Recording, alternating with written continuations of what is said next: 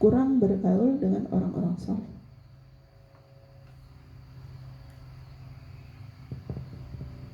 Orang-orang soleh itu siapa? Orang-orang yang dekat dengan Allah. Orang-orang yang hari-harinya itu digunakan untuk sesuatu yang bermanfaat. Orang-orang yang ketika kita bersamanya itu selalu menginspirasi kebaikan. Nah, tapi kalau menginspirasi keburukan, bukan soleh dia. Ya. Sehingga di situ apa nih hikmahnya? Silaturahim. Ya, jadi sering berkunjung ke rumah orang-orang soleh. Kita datangi, ya. Karena aura orang soleh itu, insya Allah ya kita lihat aja sudah memberikan apa sesuatu yang positif, ya. Beda dengan orang yang tidak soleh, maka ya panas ya hawanya, nggak menyenangkan, bikin hati sakit dan seterusnya dan seterusnya. Kemudian yang terakhir, tujuan hidup yang tidak jelas. Kita tuh mau kemana gitu loh, nggak jelas. Alah ya sekono, gue yang mati ya mati gitu. Ada yang udah begitu, sehingga dia tidak kemudian memprogram dirinya yang apa ya? Ya Allah, katakanlah begini, saya sholat, mengerjakan sholat tuh dari waktu ke waktu kok begitu-begitu aja, sehingga kadang-kadang saya tuh jenuh. Ini. Nah, ketika kemudian kita itu berkumpul menuntut ilmu, ada masukan-masukan kan diajarin bagaimana sholat dengan khusyuk, ya, cara bagaimana agar khusyuk itu seperti apa, agar istiqomah tumakninah itu seperti apa kan diajarkan. Beda kalau kita tidak belajar, ya wis koyok ngono, akhirnya apa? Malas, sampai akhirnya sholat itu ditinggalkan karena ilmunya kurang. Nah, terus kita tahu, meninggalkan sholat kok gampang, kenapa? Karena gak ngerti nanti bahwa di akhirat tuh yang dihisab pertama kali adalah urusan sholat. Ya. Sehingga dengan mudahnya dia meninggalkan sholat. Nah, kalau orang tujuan hidupnya jelas, ya Allah, iya. Nek satu-satunya amalan yang kita andalin sholat gak diterima, nah yuk kujur gitu ya. Nah, akhirnya belajar.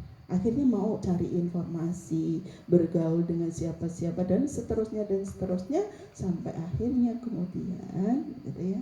Insya Allah kalau orang itu mau gitu ya bergerak, mau inisiatifnya keluar, afala taqilun, itu menggunakan akal kita, kemudian Allah tunjukkan jalan-jalannya. Tadi seperti yang disampaikan Bapak tentang hadis, bagaimana ketika orang itu punya niat mau menuntut ilmu, Allah akan mudahkan jalannya. Itu pasti itu, ya. Karena ilmu Allah itu kalau dicari, ya Allah akan bimbing, diarahkan ke jalan kebaikan itu seperti apa, ya. Pahalanya luar biasa, Allah mudahkan gitu ya. Makanya Masya Allah ya, mudah-mudahan kita semua yang di sini yang terpilih, yang Insya Allah sama Allah nanti akan diberi kemuliaan. Amin ya Rabbal Alamin. Baik, sekarang solusinya.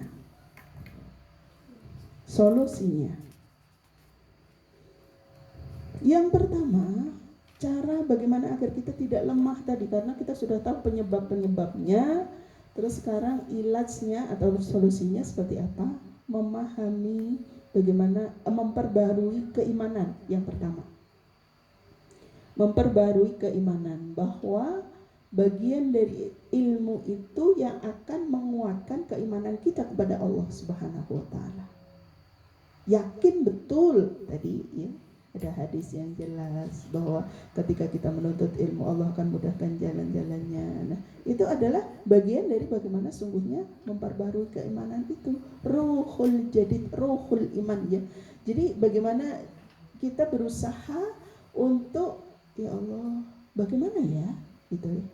Kok saya lemes? Nah, berarti ada sesuatu yang kurang pas dan kemudian harus kita cari, kita cas gitu dengan hadir ya tadi komunitas positif bersama dengan orang-orang soleh, bersama dengan teman-teman yang setujuannya sama ya, ingin masuk surga ketika nanti meninggal dunia dan seterusnya. Yang kedua, setelah memperbarui keimanan adalah kita muraqabatullah. Apa tuh muraqabatullah? Merasa diawasi Allah. Muraqabatullah. Merasa diawasi. Allah tidak pernah tidur. Allah tidak pernah lepas dari pengawasannya terhadap kita. Sehingga karena Allah mengawasi kita, yang dilihat Allah adalah sesuatu yang baik. Ya, sesuatu yang baik, sesuatu yang bagaimana kita membuat kita menjadi lebih apa ya, berkualitas, lebih dinamis, lebih produktif, ya. Sehingga gambarannya itu adalah bentuk amal solih yang nanti sama Allah akan diganti dengan pahala. Yang ketiga, ikhlas karena Allah. Dalam menuntut ilmu itu kita cari ilmu. Ikhlas itu seperti apa? Ingat ya, kunci diterimanya amal itu hanyalah ikhlas, ya. Dan Allah tuh sangat pencemburu kalau ada hambanya yang beramal bukan karena Allah, berarti tidak ikhlas. Itu nggak suka banget Allah, ya. Pernah suatu saat gambarkan tentang keikhlasan itu, kisahnya siapa ya? Umar bin Khattab kalau tidak salah itu. Umar bin Khattab itu orang yang sangat pencemburu terhadap istrinya gitu ya. Suatu saat kalau lihat istrinya itu sampai, mohon maaf ya, hanya dideketin laki-laki gitu aja sudah langsung dipenggal leher. Saking cemburunya gitu ya. Dan Allah lebih dari itu. Ketika kita menduakan niatan amal itu bukan karena Allah, Allah itu sangat tidak suka. Makanya harus lempeng, harus lurus karena Allah. Itu yang nanti sama Allah akan diterima. Makanya hati-hati yang kita karena nggak enak sama ini, nggak enak sama itu menghambat banget untuk mendapatkan ilmu yang bermanfaat. Terus kemudian yang berikutnya, yang keempat ya, selalu berusaha untuk tazkiyatun nafs. Apa tuh tazkiyatun nafs? Membersihkan hati, mensucikan jiwa, gitu ya. Karena jiwa kita itu sering ditempelin penyakit. Penyakitnya jiwa itu seperti apa? Ya tadi iri, dengki, ujub, sombong, dan lain-lain. Ya. Makanya obatnya adalah tazkiyatun nafs, membersihkan jiwa, selalu introspeksi diri. Ada waktu yang kita sediakan untuk merenung. Ya Allah, seharian saya melakukan apa ya? Karena siapa ya? Nah, kayak gitu tuh penting ya. Karena sekali lagi orang bisa kita tipu dengan casing kita, tapi Allah tidak bisa. Dan Allah sekali lagi hanya menerima amal-amal yang lempeng karenanya. Makanya bersihkan jiwa kita hari-hari, punya waktu. Dan masing-masing kita mungkin punya ya waktu yang paling pas bisa digunakan untuk evaluasi itu waktu-waktu kapan? Mungkin sepertiga malam yang akhir, mungkin pas duha, mungkin habis subuh, ya, dan lain-lain. Silahkan dipilih, sediakan waktu. Saya seharian ngapain? Terus karena siapa? Atau besok mau melakukan amal ini. Jangan sampai yang sekarang ada yang negatif, ada yang bermaksiat, kita ulang. Besok kita hindari.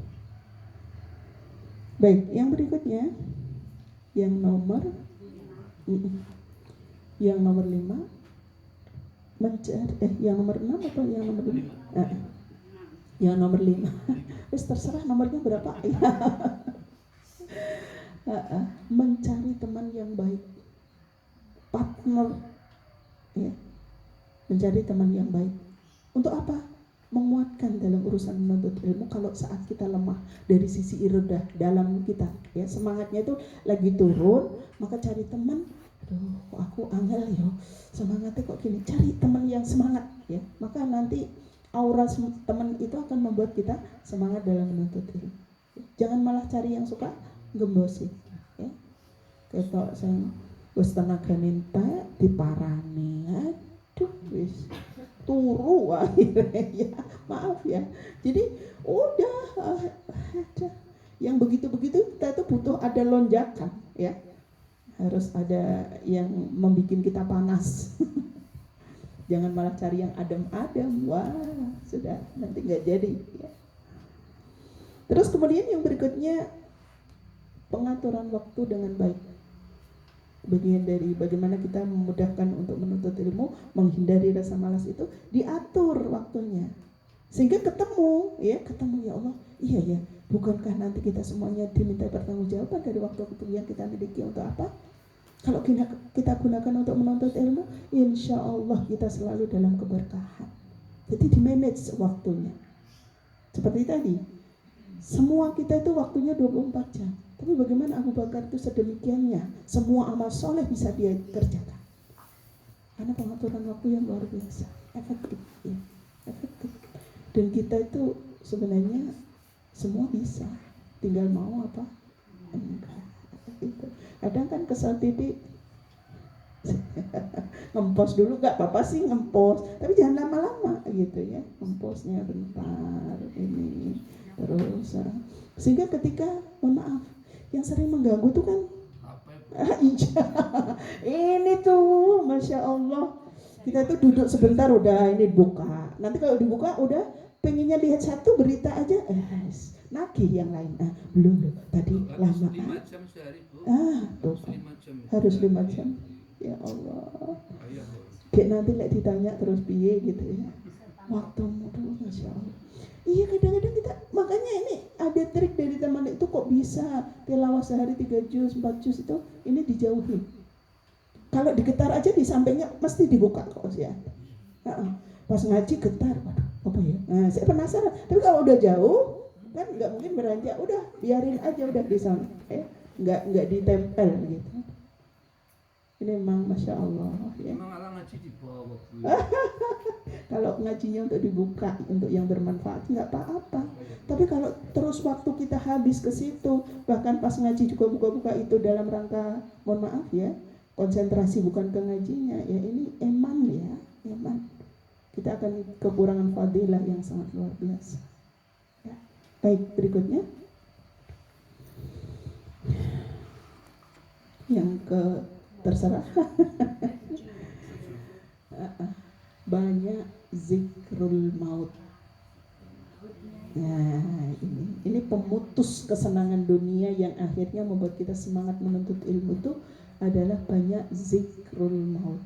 Zikir tentang kematian, mengingat tentang kematian, bahwa tidak ada yang jamin usia kita sampai tua. Tidak ada ketentuan bahwa yang meninggal itu harus sakit dulu. Tidak ada ketentuan bahwa yang meninggal dunia duluan adalah yang tua. Paham ya? Orang sehat, Masya Allah, kemarin saya ngisi di Leles, daerah Condong Catur. Ada kisahnya ibu-ibu ini punya anak kecil-kecil. Suaminya sehat, dokter. Termasuk yang kemarin lolos dari urusan COVID ya. Jadi beliau menangani COVID itu sudah kayak begitunya. Alhamdulillah dengan izin Allah nggak kena, sehat semua sampai ini, dan ya sehat sekali. Kemarin nggak ada berita, nggak ada apa, nggak ada sakit, nggak ada apa. Bilang, mama, kok perutku nggak enak ya? Habis sholat subuh itu. Pak dokternya yang bilang. Nah ini yang cerita istrinya. Ma, perutku nggak enak. Kenapa? Di gang itu sudah dingin, keluar keringat dingin. Terus akhirnya dibuatin teh, minum. Terus pada enakan, nggak apa-apa. Mama kan karena ngurusi anak-anak. Ditengok, nggak ada. Udah sampai setengah jam. Wah, Masya Allah, heboh ya. Jadi istrinya tuh termasuk yang khawatir waktu COVID, tapi malah selamat. Justru setelah jalan sekian lama dan beliau dalam kondisi tidak apa-apa, Allah panggil. Nah kayak gitu loh. Kita nggak tahu banget maut itu. Siapa yang bisa jamin kita sampai ke rumah nanti sehat gitu? Nggak ada yang bisa jamin. Makanya harus selalu siap siaga, punya ilmu yang cukup, sehingga dalam posisi bisa husnul khotimah. Dijaga terus amalannya. Jangan sampai kita dalam kondisi drop, malas, Baik, yang terakhir, berdoa, mohon kepada Allah agar kita dijauhkan dari rasa malas. Ya, Terus bahasanya gimana? Doanya. Ya doa bahasa kita, ya Allah, jangan kasih aku malas ya Allah. Udah bisa itu ya. Kita baca berkali-kali, saya nggak mau malas ya Allah. Saya tetap pengen semangat untuk menuntut ilmu-Mu dimanapun selama itu saya diberi kesehatan ini saya akan tuntut ya Allah. Ya. Sehingga di sini kita bisa gambarkan ya orang yang rajin menuntut ilmu itu memang modalnya semangat, nggak lemes. Rentetannya ngantuk ya, Masya Allah. Saya tuh punya teman juga, saya tuh banyak terinspirasi dari teman-temannya. Ketika dia punya anak kecil-kecil, terus kemudian kok sik teko anak itu kewer-kewer, ya Allah, itu gimana gitu ya. Bu, saya kalau nggak belajar, nggak berangkat, nggak dapat energi katanya di rumah, ini tuh habis energi saya gitu ya. Sehingga saya udah walaupun rempong-rempong nggak apa-apa, pokoknya berangkat gitu. Ya Allah, itu kan malu ya.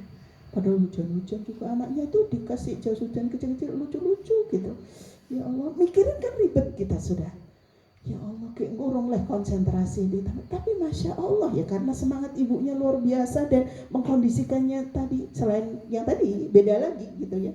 Itu ya Allah, anak sing anteng kita nek diajak tuh ya duduk manis. Mah ini udah kasih aja bukunya, coret-coret sudah disiapin kayak gitu. Ya Allah, luar biasa. Semangat Bu, intinya Bapak ya. Nah, untuk membuat semangat itu kan memang harus ada sesuatu yang menarik. Apa yang menarik?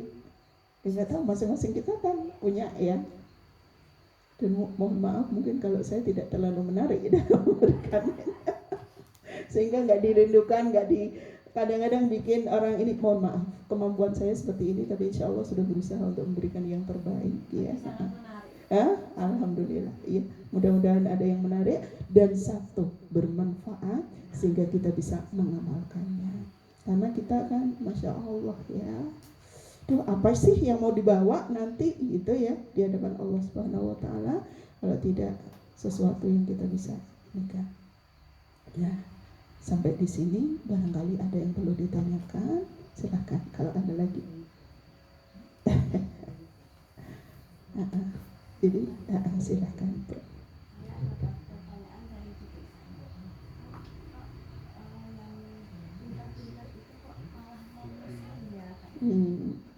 Pinter-pinter di sekolah misalnya ya. Dulu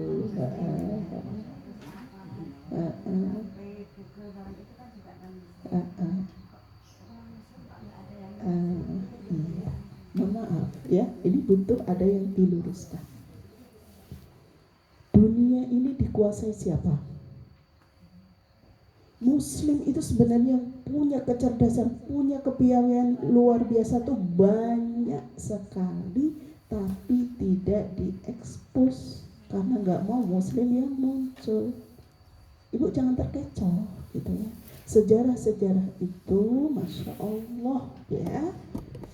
Dulu itu ya Allah, ilmuwan Muslim itu luar biasa, tapi karena ada kepentingan mendunia yang sudah tersistem, buku-buku Muslim itu banyak yang dimusnahkan, dibuang di sungai, di laut besar, yang digunakan untuk jembatan, yang digunakan untuk ini dalam rangka apa? Itu adalah buku-buku sejarah Muslim semuanya yang tinggal sedikit yang kemudian bisa kita pelajari sampai sekarang.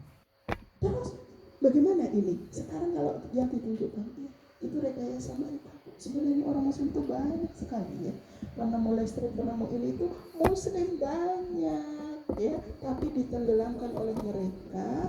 Yang dibiaya, yang dikemukakan, yang ditarik ke permukaan adalah mereka-mereka yang non Muslim, karena nggak mau Muslim akan berjaya. Pertama itu ibu jawabannya. Kemudian yang kedua, sekali lagi, bahwa Muslim itu sangat ditakuti orang-orang ya begitu, karena mereka tidak akan bisa leluasa melakukan sesuatu kalau Muslim yang berjaya gitu ya. Makanya begitu ada penemu-penemu Muslim, lihat aja ini perkembangan dunia kan sebenarnya teknologi terbaru kan banyak, tapi muncul sebentar hilang begitu ya Allah, dasar ya.